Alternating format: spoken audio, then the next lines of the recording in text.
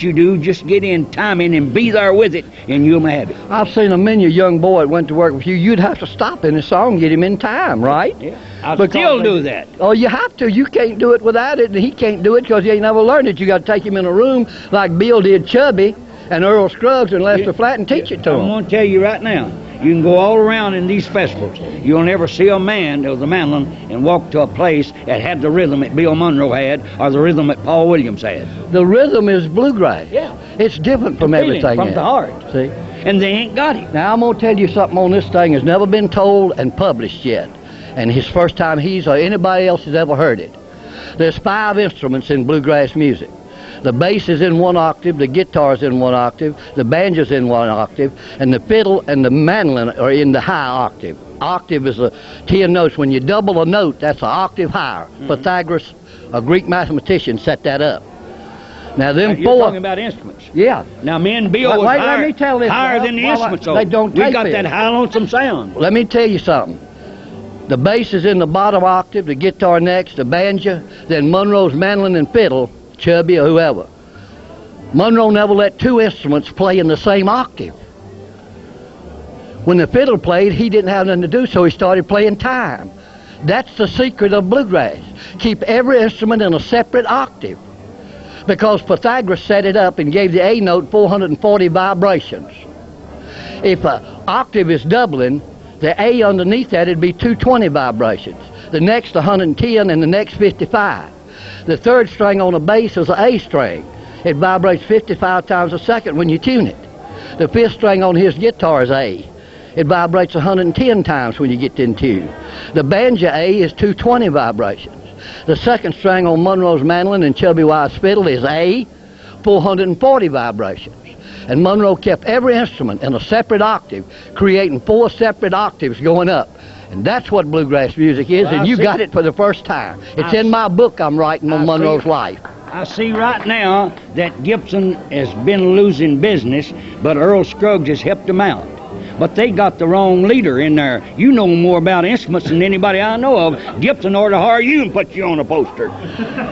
Boy. Huh? But you see, that's the sound. I don't know what you're talking about. Well, he created 12 notes of music. Pythagoras did.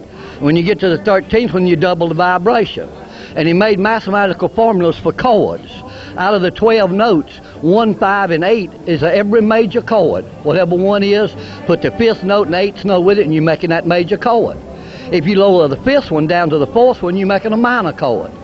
Leave it down and lower 8 to 7, you're making a diminished chord. Yeah. Go back to your major chord and raise 8 to 9, you're making an augmented chord.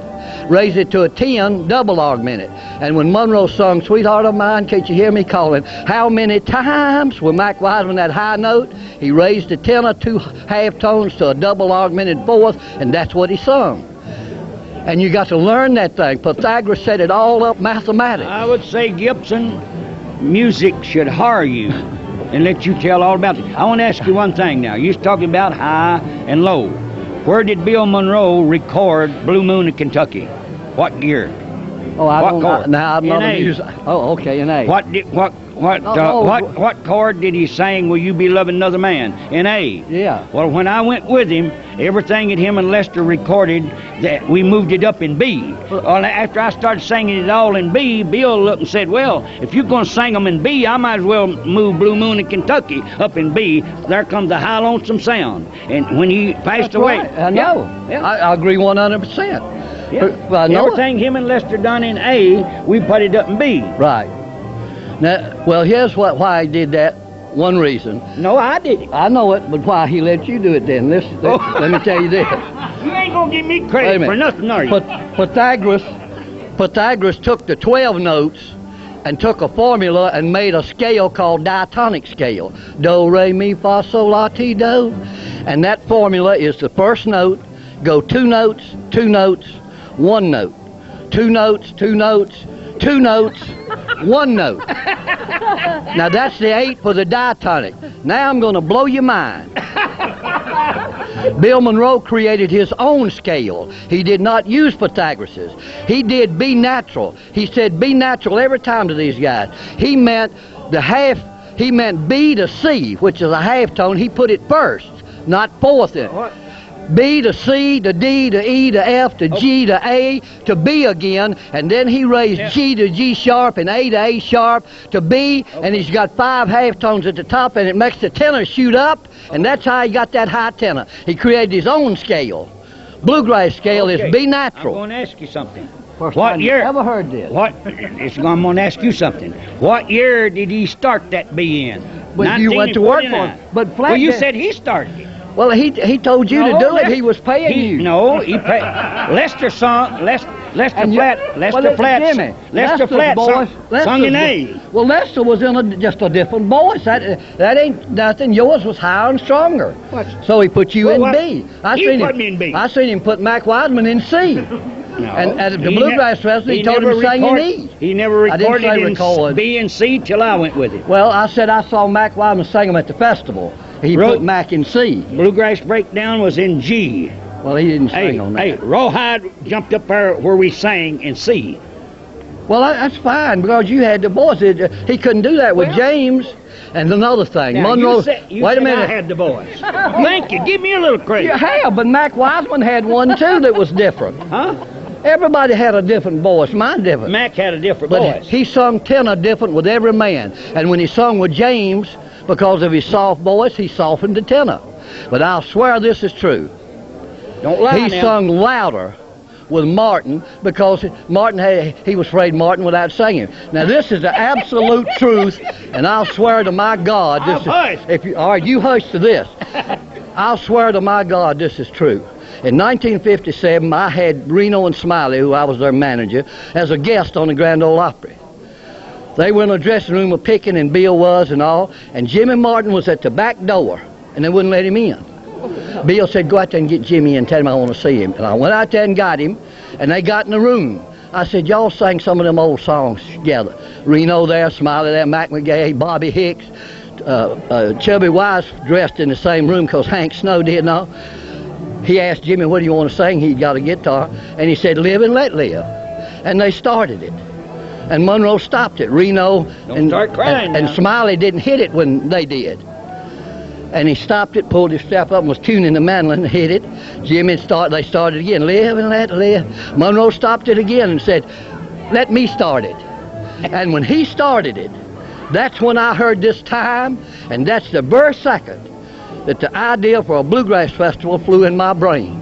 When Jimmy Martin and Bill Monroe were singing in the back of the Grand Ole Opry, and God kill me if that ain't the truth. And I said, I'm going to get them all in the field. Well, I'll tell you one And thing. I went to Monroe and told him I'm going to get all the Bluegrass boys in the field and play for 3 days. He said, what for? I said, people will come and say. He said, why, they won't come to a schoolhouse and stay 2 hours. Why would they stay 3 days? I said, I'm going to have bluegrass music. And on Sunday, we're going to do a life story of you. And let all them guys sing with you and see if they can play time like they did when they played with you. He said, you mean I can't play time? I said, no, Bill, I didn't say that. Well, what are you saying? I said, it's different. No, time is time. I play time just like anybody else. He did not know he was different. He did not know he was playing, because all the musicians down there called him playing offbeat. But he was playing the time beat in between the melody notes. You know what they've done? They told me to be down here at 12 o'clock. They was going to put me on TV here in Louisville. And I've come down here, and all I've done is stand and listen to you. It's your show, not mine. You know, I'm down here to promote Bean Blossom. I done talked twice with you. Hey, you know, on television. No, you know Dwight Dillman? Yeah, they're going to make Bean Blossom the biggest bluegrass festival in the world. I know. And they're going to have you there. And let you tell your little story that you've told right here on TV. No, I finished. I finished. Huh? The way Monroe dressed. Hey, you're going to be there in June with us, ain't you? I don't know whether next June. Yeah. I will try to if you will. If I don't give you a pill to kill you, because you talk too much. The only thing I don't like about you on the show is you talk know that more. picture I You talk and don't let me say nothing. You know that picture I gave you? Yeah. I got 100 different ones. I'll bring them and put them on boards up there and let people look at them. Okay. Of the first festival. There's the way Monroe dressed. First time I saw him. I was out in Texas when he bought that. Where? And he said, since you sang with me, he bought me a coat and a maroon hat just like that. Said, "Men, you'll sing on the opera like that right there." And the first time I saw him, I went with a friend who played mandolin and sung, and I couldn't stand to hear him sing. And when he come in, I said to Red, the boy was me, I said, "Is that who is that?" That's Bill Monroe. I said, "What are you going to do, ride horses or play music?" I had no idea. This was 50 years ago in 1948 in Danville, Virginia, when Melissa was staying up there because he was in the car wreck. When she stayed up there, he'd been in the car wreck, and they didn't want her to run into somebody at the hospital. Yeah. And they left Senator Clyde Moody's, and I met her, started dating her, and that's how come you're here. Because then he asked me to go to work for him. I said, "I can't play a sax." "Well, I'll teach you." Now, I'm going to tell you the truth. I went to work with him, was going to be the bass player. Couldn't play a note. He said, "Just hold it there at the top and start, and you'll learn." I stayed 1 week and played on them shows in them theaters 1 week. I'm enjoying it. Ping, ping, There ain't ping, nothing ping. in Louisville that's successful. Never moved my hand, never, just ping, ping. Friday night when we started back to Nashville, I thought, is this all I'm going to ever do, is pull that little string and go home to Melissa. And I said, "Mr. Monroe, I don't want to be a musician." "Well, why is that?" I said, "Because I don't want to pull that little string and come in here on Saturday night and see Melissa and gone again on Sunday." And I never pinged again, as long as I've lived. These are true stories. True stories, yeah. Well, you've been giving a great story, the two of you, Jimmy Martin and yourself, but I don't think I quite caught the name. Oh, Carlton Haney. And this All is right. Jimmy Martin. I know Jimmy Martin there. And he's a booker. He did owe me a couple of checks one time, but as of now, he don't owe me nothing. There you go. We But had just keep quiet and don't talk so much when you're on my show. It's your show, it's not mine. Oh, I know. You got to know that. But I lived in Reedsville for 45 years, and I finally made the headlines in our local paper, see? And I brought this to the Hall of Fame people there, right there. I'm on the front page there. So, and I also brought them. I don't have any to give anybody else. But I had an idea to put placemats all over Roanoke where people eat in the restaurants, tell them about the festival. And there's an original placemat that was put in the restaurants in Roanoke doing the Hooray for bean blossom. see where it says it called it a Roanoke. And if you can keep that, get the lady, you may have that to take home and frame. That's Well, we have not said one thing. I've enjoyed it so much, and I'm sorry if I butted in on you. You did not butt in. Congratulations being inducted into the IBMA Hall of Honor. I'd give anything in the world if you got me up there and that'd been the show for the night. we didn't Because I have, couldn't have said nothing, but I'd argued with you. we didn't have but 20 seconds when they told me that. I said, "Man, I've worked in this 45 years, and if you think I'm going to take just 20 seconds, you crazy." And I took 2 minutes. But Everything you said, they enjoyed it. there's people will pay, he don't need it, like $100 for one. They're not many. That's the original mat. I'll take it if it's worth $100. Fine, you got to give it, don't tear it, it'll tear easy because they're 33 years up. No. Let the Dillman boys that owns Bean Blossom Festival up there. Okay, that's And a museum. They got Bill Monroe's museum. That's 33 years old. It was put in the restaurants in Roanoke, Virginia, at the first 2 weeks ahead. The best people eating and all, and they'd see that I was well plugged to Carlton. pepper. Hey, Carlton. All right, you got it. Carlton, I want everybody that's looking at us in Louisville to know this. I'll just bet you that the Dillman boys will put you in Bill Monroe's Hall of Fame in Well- Bean Blossom, Indiana, as being the best promoter ever lived in Bluegrass. Well, that's up to them. They done said yeah to it. Well, I did it because But I don't want your picture beside of me. Okay. I want it beside of Mac Wiseman. Because you talk about him all the time. You don't say nothing about me. Now I'm gonna tell you something else that nobody knows, him or nobody. We was playing Burryville, 1972. Martin was on the show. It was dusk dark, and I went down through the parking lot, and some woman said, "Yana," now don't butt in because this is serious. Said, "Yana goes Jimmy Martin," and they run up and wanted an autograph. I had a hat and all that. There was a disc dot. I said, Called you Jimmy Martin? They thought I looked just like you. Look at my picture. Now, I'm leaving that all right, now. Now let me get on. Okay. And they said, Jimmy, we want you. I said, I'm not Jimmy Martin. I'm Carlton Haney. I'm putting a festival on. Oh, we thought you was Jimmy Martin. They looked at the sheet and all. And there was one lady in the group, was 22 years old. I'm still with her. 26 years. She run up there and thought I was Jimmy Martin, and that's true. Her name's Kathy Horton. You married her? And she thought she's getting Jimmy. Yeah. Wait a minute. Wait a minute. Thank you, Carlton. Wait a minute. Thank you. But after Tell her I'll see her someday. But after the first night, she knew she didn't have Jimmy.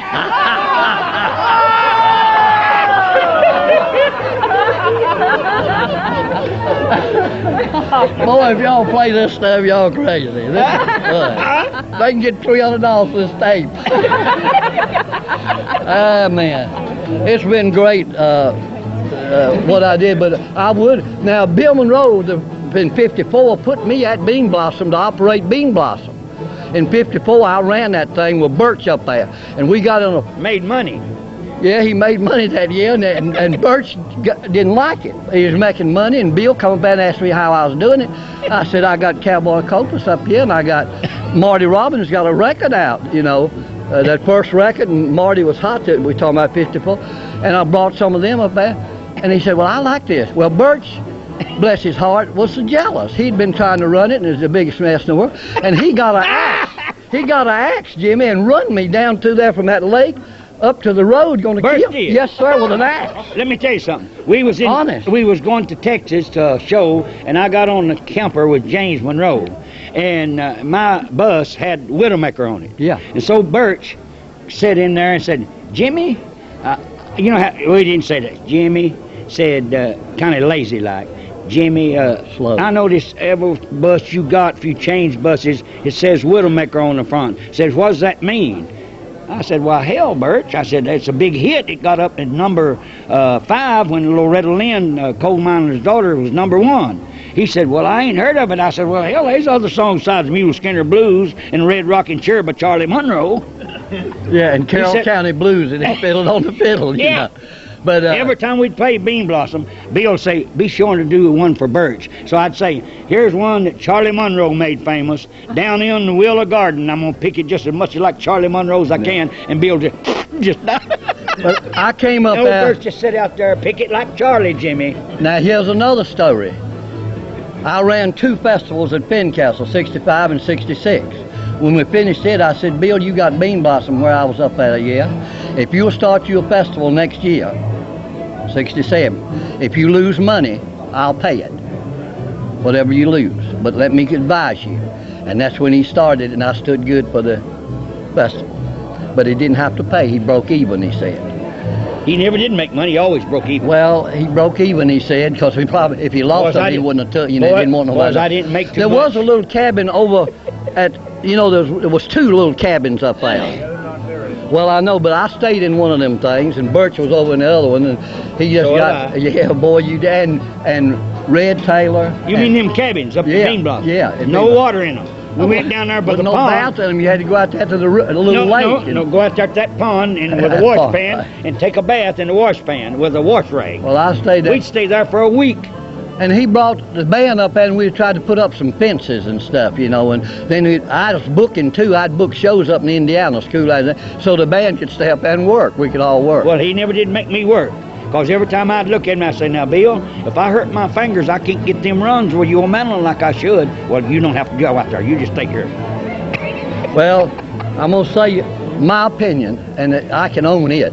He's the greatest, not only musician, tenor singer, mandolin player. He was the greatest man I ever met. He never smoked a cigarette. He never took a drink. He never drank a beer. He never cussed, and he never drank buttermilk. He wouldn't drink buttermilk. And he never told a lie to no man. If any man can prove it, I'll give him $100,000.